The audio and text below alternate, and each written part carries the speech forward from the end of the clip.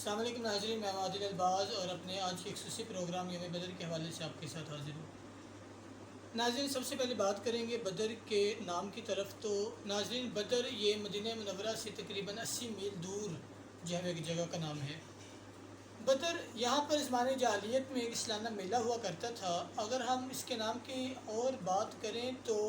یہاں پر ایک کنواں تھا جس کے مالک کا نام بدر تھا، جس کی وجہ سے اس پوری جگہ کا نام بدر رکھ دیا گیا۔ ناظرین، 17 رمضان المبارک کے 2 ہجری کو جب اسلام اور کفر کے درمیان پہلا معرکہ بدر کے مقام پر ہوا تو ایک ایسا معرکہ تھا جس نے اسلام اور کفر کے درمیان باقاعدہ جو ہے وہ فرق ظاہر کیا، جسے قرآن عظیم فرقان حمید میں یوم الفرقان کا خطاب دیا گیا۔ ناظرین، اگر ہم اسلام اور کفر کی اس پہلی جنگ کی تعداد کے اعتبار سے بات کریں تو آپ جانتے ہوں گے کہ جب نبی رحمت صلی اللہ علیہ وآلہ وسلم مکہ سے مدینہ ہجرت کر کے آ گئے تو مسلمانوں کی جو مجموعی تعداد تھی وہ بھی بہت کم تھی، معاشی اعتبار ہو اس اعتبار سے مسلمان بہت کمزور تھے، اور دوسری جانب اگر دیکھیں تو کفار مکہ جو تعداد کے اعتبار سے بھی بہت زیادہ تھے، معیشت میں بھی بہت زیادہ طاقتور تھے، اسلحہ کے اعتبار سے بھی، اور سب سے بڑی بات کہ وہ جنگجو تھے۔ تو اس حوالے سے جب یہ معرکہ ہوا تو چشم فلک نے اس کی نظیر آج تک نہیں دیکھی۔ ناظرین، سب سے پہلے بات کریں گے غزوہ بدر کی محرکات اور اسباب کی۔ تو جو مین ایک وجہ بنی وہ یہ تھی کہ ملک شام سے ابو سفیان کی قیادت میں مشرکین مکہ کا ایک قافلہ آ رہا تھا، جس کے اندر مشرکین مکہ کا بہت زیادہ ساز و سامان تھا۔ نبی رحمت صلی اللہ علیہ وسلم کو جب اس کی اطلاع ہوئی تو آپ نے اس قافلے کو روکنا چاہا۔ جب نبی رحمت صلی اللہ علیہ وسلم کے ارادے ابو سفیان کو پتہ چلے تو اس نے ایک جاسوس کے ذریعے مکہ میں یہ خبر پہنچائی، اور مکہ سے مشرکین مکہ ایک بہت بڑا لشکر لے کر اپنے قافلہ کو بچانے کے لیے نکلے۔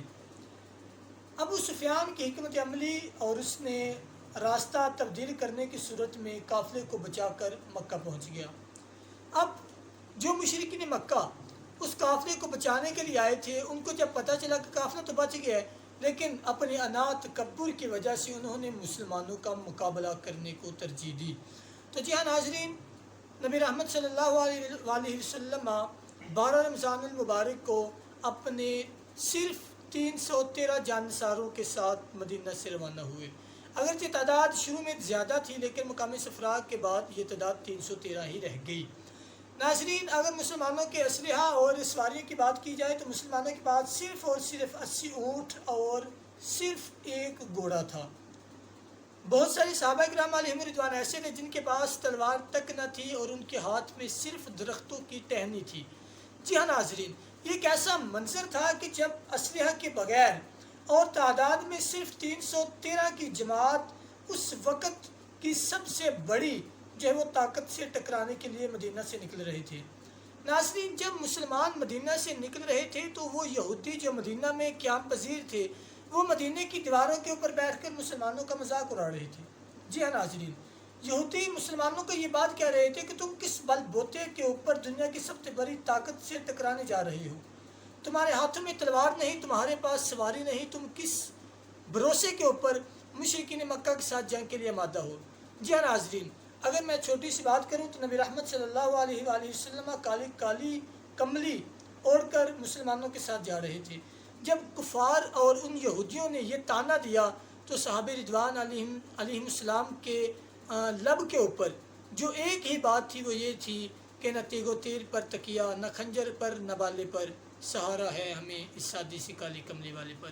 جی ہاں ناظرین، مسلمان 313 کی تعداد میں جب نکلے جن میں تقریباً 83 کے قریب مہاجرین تھے اور باقی سب انصار مدینہ تھے۔ ناظرین، اگر کفار کی بات کی جائے تو کفار کی تعداد تقریباً 1000 تھی اور اسلحہ سے لیس اور جنگ کے اندر مہارت رکھنے والے افراد پر مشتمل تھی۔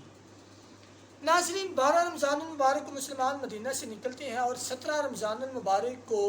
بدر کے مقام کے اوپر مسلمان اور کفار کے درمیان معرکہ ہوتا ہے۔ ناظرین، آسمان نے دیکھا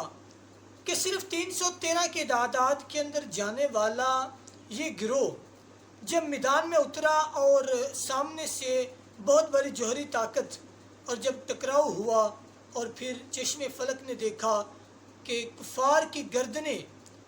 جو ہے وہ ہر طرف بکھری ہوئی تھی اور میدان اللہ اکبر کی صداؤں سے گونج رہا تھا۔ اس کی وجہ کیا تھی؟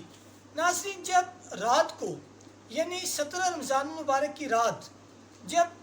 مسلمان اتنی بڑی تعداد دیکھ کر تھوڑے سے گھبرائے ہوئے تھے، نبی رحمت صلی اللہ علیہ وآلہ وسلم نے دعا فرمائی، اور پھر آپ جانتے ہیں کہ موسلادھار بارش ہوئی جس نے مسلمانوں کی طرف جو علاقہ تھا ریتلا اس کو تو سخت کر دیا، لیکن کفار کی جانب جو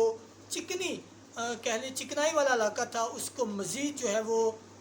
پھسلن والا علاقہ کر دیا، جس نے کافی مشکلات پہ جو ہے وہ ان کے لیے کریٹ کی۔ ناظرین، پھر رسول اللہ صلی اللہ علیہ وسلم کا وہ تاریخی سجدہ جو آپ نے دیا، اور اللہ تعالیٰ نے پھر مسلمانوں کی مدد کا وعدہ فرمایا، اور پھر مدد ایسی ہوئی کہ مسلمان خود فرماتے ہیں جو مجاہدین تھے کہ ہم ہاتھ میں تلوار لیے، یہ بات مجاہدین کہتے ہیں ہاتھ میں درخت کی ٹہنی لیے ہوئے کسی کافر کی طرف دوڑتے اور ہمارے پہنچنے سے پہلے ہی اس کی گردن کاٹ کر زمین پر گر جاتی۔ جی ہاں ناظرین، یہ وہ طاقت تھی، یہ وہ غیبی امداد تھی جو اللہ تعالیٰ نے فرشتوں کی صورت میں مسلمانوں کو عطا کی۔ ناظرین، پھر چشم فلک نے دیکھا کہ وہی مشرکین مکہ جب ان کے بڑے بڑے سردار عتبہ و شیبہ اور ابو جہل جیسے سردار ان کی گردنیں جو ہیں وہ زمین کے اوپر پڑی تھیں اور انہوں نے بھاگنے کو ہی اختیار کیا۔ ناظرین، اس کے بعد اگر ہم مختصر نتائج کی بات کریں تو اس پورے معرکہ کے اندر مسلمانوں کے صرف 14 اصحاب جو ہیں وہ شہادت کا مرتبہ حاصل کر سکے، اور 14 صحاب جو ہے وہ شہادت کا جو مقام ہے انہوں نے حاصل کیا۔ اور اگر کفار کی بات کی جائے تو کفار مکہ جو ہے وہ 70 کے قریب ان کے جو ہے وہ کفار واصل جہنم ہوئے، اور 70 کے قریب ہی جو ہے وہ جو قیدی بن کر مسلمانوں کے پاس آئے۔ ناظرین، یہ ایک ایسا معرکہ تھا جس نے اسلام کا جو ہے وہ بول بالا کیا، اور کفار کا جو تکبر اور انا تھی اس کو خاک میں ملا کر رکھ دیا۔ ناظرین، یہ ایسا معرکہ تھا کہ جس نے مسلمانوں کو یہ بتا دیا کہ اگر تم تعداد میں کم ہو تو یہ کوئی عیب نہیں، یہ تمہاری کمزوری نہیں۔ مسلمانوں کی سب سے بڑی طاقت جو اللہ اکبر کے نام کے اوپر بیس کرتی ہے، جب مسلمانوں کے پاس یہ تھی تو مسلمان سر بلند اور سرخرو تھے۔